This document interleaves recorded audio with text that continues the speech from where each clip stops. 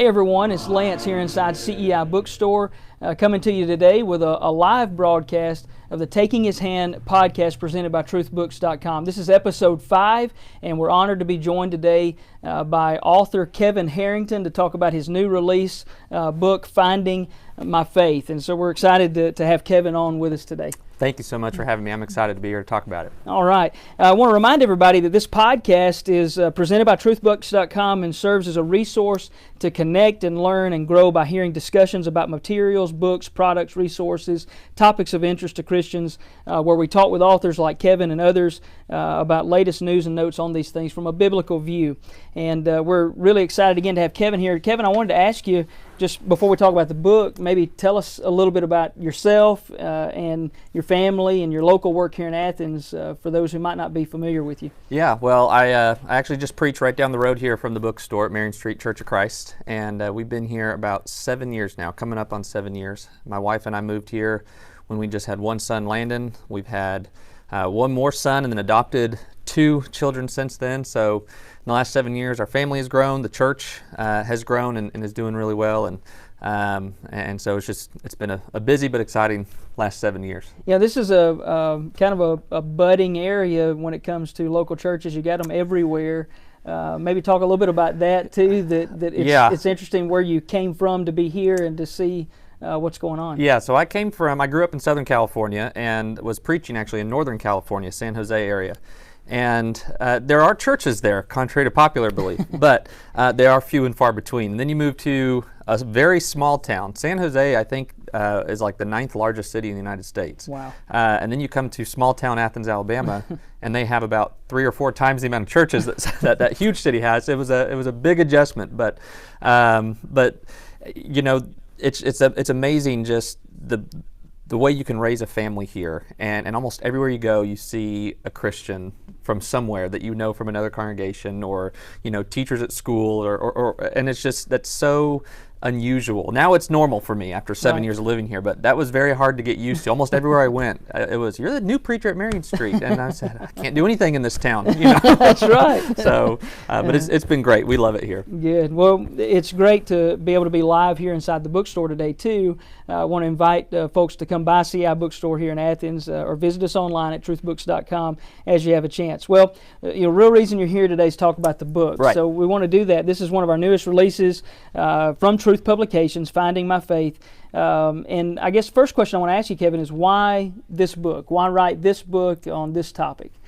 Well, it's funny. It originally was not going to be a book. That was never in the plans. It actually started as a Bible class at Marion Street, where a few things had come to mind just from reading different things. And if you've read the book or sat through that Bible class, if you're local with us, you've heard some of these things before. But one of the biggest things that hit me as I read this article several years ago was that 70% of young people, that's high school, college age, they're leaving their faith when they leave home for the very first time. Wow. And so I was actually teaching a high school class at the time I read that. And I brought it up just as a real quick point in one of the classes, and we just so happened to have about 11 or 12 kids. I said, so let's just imagine 7 of you aren't going to be here in the next couple years. And that was very eye-opening for them to just look around the room and see 7 of their friends that might not be there. And I said, but that's what statistics are showing. And so as we kind of started to think of some ideas for Bible classes, that one statistic stuck with me. And then another statistic was that Christianity as a whole, as of, I believe it was like 2015 at the time, there was about 50,000 different types of Christianities. Wow. Which was mind-blowing. Yeah. And so I started to just, with those 2 figures in mind, I started to just think of why that was. And I've been able to live and preach at different places in this country, and so I reached out to preacher friends who also have young people at their congregations, and I actually sent out little interviews that I wanted to hear from young people. What are they struggling with? Why are they leaving? What do they feel like they need help with in their faith?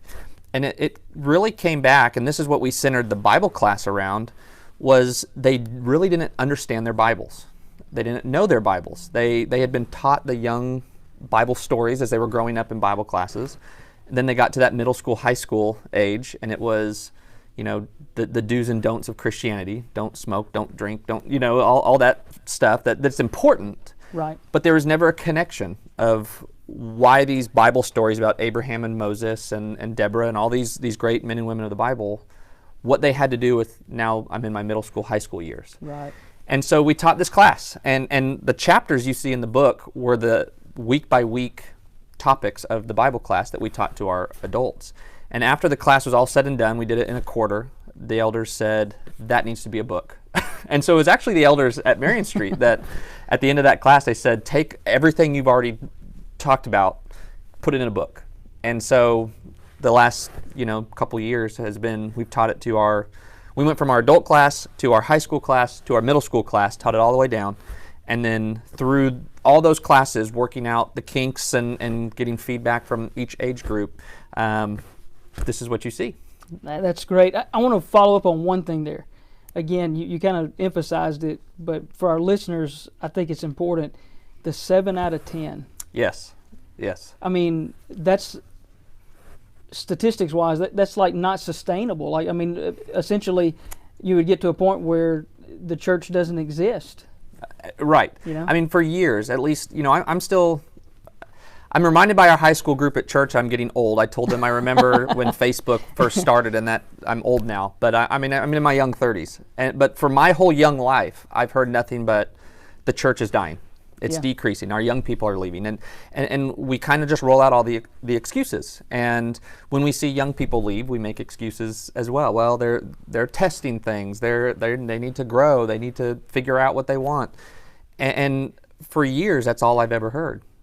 And then you look at those statistics and you say, well, it's no wonder, right? It's no wonder their churches are dying. Right. That we can't sustain our numbers. And it's not about numbers, right? But we are about saving souls. Well, and that's where what you said about the classroom, it makes it real when you look around and say, right, among these 10 or 11 students, hey, 7, 8 of you are not going to be here. Right. Now I will say about that group at Marion Street, they're all still there, thankfully. Good. But the statistics, that's what it shows. Yeah. And when they could see that with their eyes, and I actually divided the room. I said, I want these 7 to scoot over on this side of the room. I said, just let's pretend they're not going to be here. And that was very eye-opening for them to see that's how a majority of young people, that's what's going to happen. Well, let's talk about kind of the nuts and bolts then of the book. You talked about how the chapters cover what y'all covered each class. Yes. But maybe talk about what makes it different than other books, or from a study standpoint, how could somebody envision themselves studying this book? Yeah, so this book was written, again, adapted from a Bible class, and so it is very easily adapted back into a Bible class. So it was written from 2 points of view. One is you can read this book as just a straight read and never answer one of the questions and still get, I believe, a lot of information and a lot of faith-building material from just reading the book. However, I also wanted to, as I was getting feedback from people, I wanted to write it in a way to where if you had a small group, or if you wanted to take it to your own high schoolers at your congregation or middle school, or even adults, that there's study questions at the end of each chapter for you to, at the end, really sit and discuss and dig a little bit deeper into some of the topics that were brought up. And, when typically, not every book of faith, but typically when I read books on the topic of faith, it's a lot more of looking at other people's faith. And by that I mean, they'll say, well, here's the faith of Moses, and why can't we be more like him? And here's the faith of Abraham, and we need to be more like him. And this really turns it inward, I believe. And what makes it different as well is it's a lot of my stories. So it's not me saying, how come we can't have their faith? Although there are those points in the book, right. It's me saying, here's where my faith kind of did the ups and downs, and here's how I worked through those, because to me that's real. And I'm not the only person that ever struggled in faith. I'm not the only person that ever questioned faith. And they need to see that. And these questions and the book was designed to dig deeper and look inward, right, and say, what do I need to do to find my faith? So great. And you kind of addressed it with age groups. I mean, this book could potentially target a number of age groups. I especially think about it as far as adults.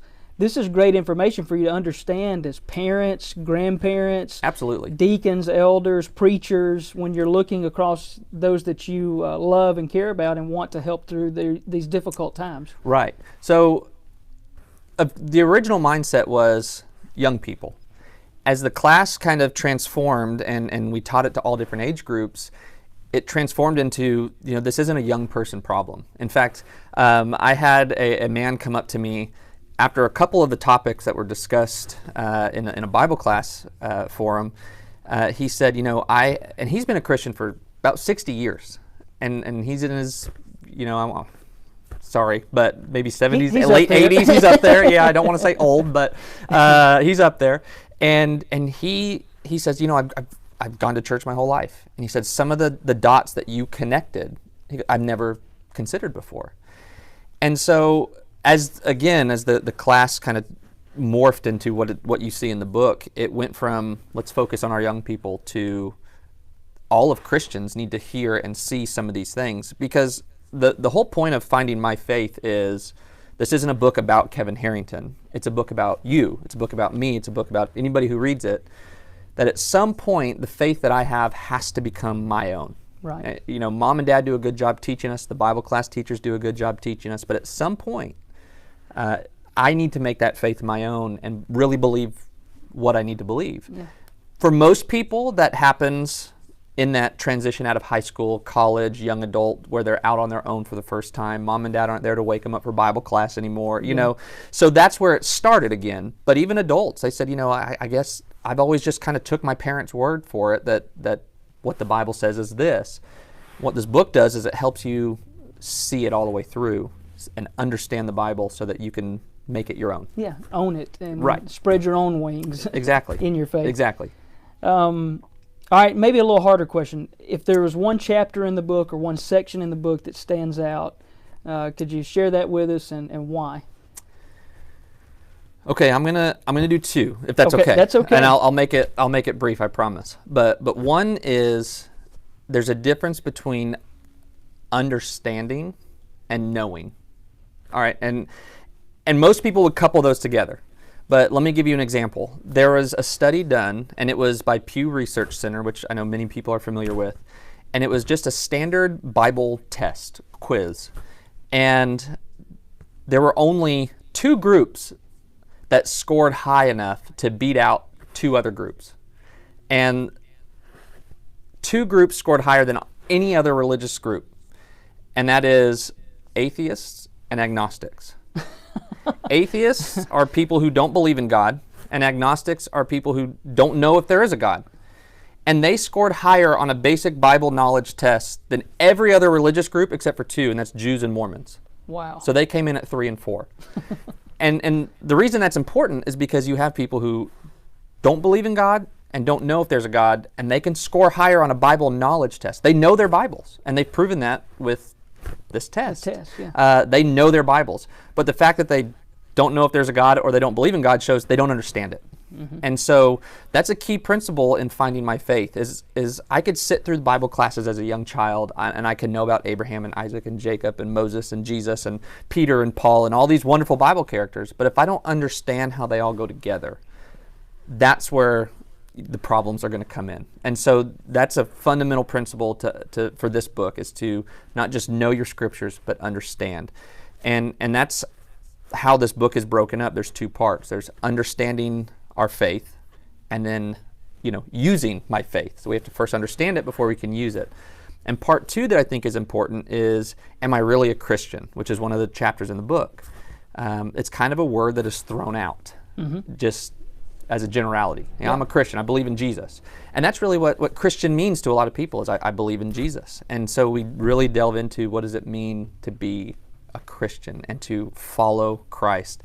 It's a horrible question, but I think it's one many of us will have to ask one day. When Jesus is doing the Sermon on the Mount, he says, many of you will say to me, Lord, Lord, did we not prophesy in your name and cast out demons in your name and do wonderful things in your name? He says, depart from me, you who practice lawlessness. In other words, he's saying, you may have done them in my name as a Christian, but it's those who do the will of my Father, that's the next verse, who will enter into heaven. And that's a fundamental, I think, principle that we have to understand. And that goes back to the knowing versus understanding. They knew who Jesus was, but they didn't understand the will of the Father. And so all that's gone into here in the book to not just know your Bibles, to understand them, but then bring that into what does it mean to be a Christian? And what does it mean to live my faith and have a spiritual life and live for Jesus according to what He expects and wants us and how He wants us to live? Yeah, and that last part's really key with the world we're in, and that Yeah. have been for so many years. Ever since the life of Christ, it's like everything has just spread out into all different terms and definitions of Christianity. Yeah. But ultimately, we're all going to stand before Him one day, and it's really His terms Yeah. that has to define it, and that's so important for people to tie that all together. Well, I mean, it goes back to one of those statistics. There's 50,000+ different Yeah. types of Christianity. That's not denominations or churches. That's types of Christianity. Different ways to interpret the Bible, different ways to believe the Bible or to follow Christ. And that's not what you see in the Bible. And so that's, I think, one of the fundamental, and we talk about it as well as, okay, well, how do I use the Bible in my church? Because, nowadays it's, well, my church is doing great things, wonderful things. It's like, well, so did the man who came to Jesus and saying, didn't I do all these great, wonderful things? He said, but you didn't do the will of the Father. And so trying to understand what the will of the Father is and not taking anything away from doing those great things, but doing them the way Jesus wants us to do them and truly following Him. That's what it means to be a disciple. Yeah. If any of you desire to come after me, let him deny himself, take up his cross, follow me. It's no longer about me. It's about taking my cross, following Him. And that's the very definition of what it means to be a disciple or a follower of Christ. A Christian, that's what that term means, a follower of Christ. Yeah. He asked us, follow me. So, Yeah. And so it's our faith that we've got to find. Right. That's absolutely. Great. Hey, Kevin, this has been excellent. Get to talk about the book. I want to remind our listeners and those watching on Facebook Live today, Finding My Faith, brand new release by Kevin Harrington. We've got it in stock in the bookstore. You can also order it online at truthbooks.com. Thank you, Kevin, for joining us today. Best to you and all of the work that you're doing. Maybe we'll have more publications down the road. Yeah, thanks for having me. And I do want to say thanks to Truth Publications as well. That's who published the book, and I'm thankful for their faith in me and guided me through the process. Lance helped guide me through the process, and I'm excited to see what it could do in a lot of people's lives. So I'm thankful for y'all and everything you've done. Takes a little bit of a team effort to bring it does. something to I've work. learned a lot about publishing a book. It's not just writing your thoughts and giving it to somebody. There's a lot to it. Yeah. All right. Thank you, everybody, for listening today. You can find this broadcast later on your favorite podcast platform. If you've got suggestions you want to make to us, or those that you would like to see us interview, or topics you'd like to see discussed, feel free to reach out to us. You can email us at podcast@truthbooks.com. Thank you again, Kevin. Thank you, everyone. We want to encourage you to keep taking God's hand as we help each other toward that heavenly home. My Lord.